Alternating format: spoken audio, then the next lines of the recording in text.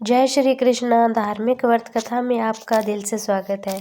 आज हम सुन रहे हैं बसंत पंचमी की कथा कि बसंत पंचमी क्यों मनाई जाती है।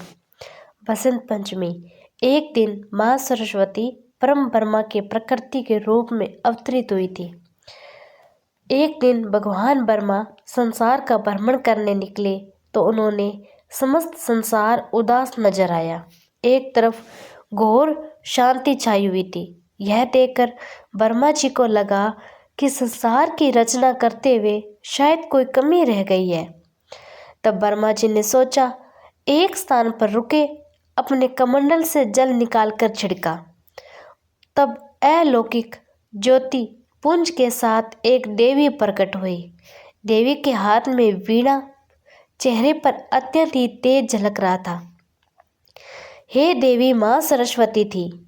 उन्होंने ब्रह्मा जी को प्रणाम किया, जिसके उपरांत ब्रह्मा जी ने माता सरस्वती से कहा, इस संसार में सभी लोग मूक हैं, आपसे संवाद नहीं कर रहे हैं। यह सुनकर माँ सरस्वती ने पूछा, प्रभु मेरे लिए क्या आज्ञा है। तब ब्रह्मा जी ने माता सरस्वती से कहा, वे अपनी वीणा से इन्हें ध्वनि प्रदान करें, जिससे इनके बीच का संवाद हो सके, एक दूसरे के भावों को समझ सके। भगवान ब्रह्मा की आज्ञा का पालन करते हुए माँ सरस्वती ने समस्त संसार को वाणी प्रदान की, जिसके बाद से मनुष्य एक दूसरे के विचार को समझने लगे। बसंत पंचमी के दिन व्रत करने वाले भक्तों को ये कथा से माँ सरस्वती की असीम कृपा प्राप्त होती है। उन्हें जीवन में सफलता मिलती है। देवी ने प्रकट होकर संसार को ज्ञान, स्वर, शब्द दिए, इसीलिए ब्रह्मा जी ने उन्हें सरस्वती नाम दिया। हे देवी सरस्वती अन्य कई नाम से भी वाणी प्रदान करने के कारण उन्हें वाग देवी भी कहा जाता है। संगीत की उत्पत्ति के कारण उन्हें वीणा वादिनी के नाम से भी जाना जाता है। जिस दिन देवी सरस्वती का प्रकट्य हुआ, उस दिन माघ मास की शुक्ल पक्ष की पंचमी थी।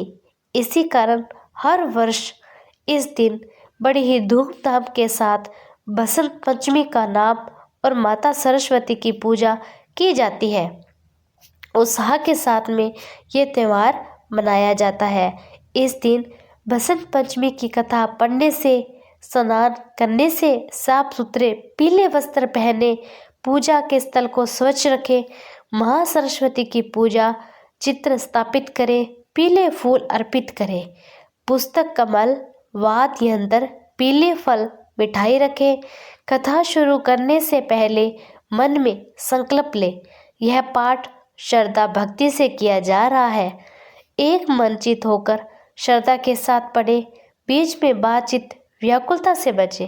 कथा से पहले या बाद में ओम ए सरस्वते नमः का मंत्र का जाप करना बड़ा ही शुभ माना जाता है। और माता सरस्वती की इस कथा को पढ़ने से और पढ़ने के बाद में प्रसाद का वितरण करें। इसी के साथ में यह कथा यहीं पर समाप्त होती है। आपको कैसी लगी, प्लीज़ माता सरस्वती के नाम का एक लाइक कमेंट जरूर करना।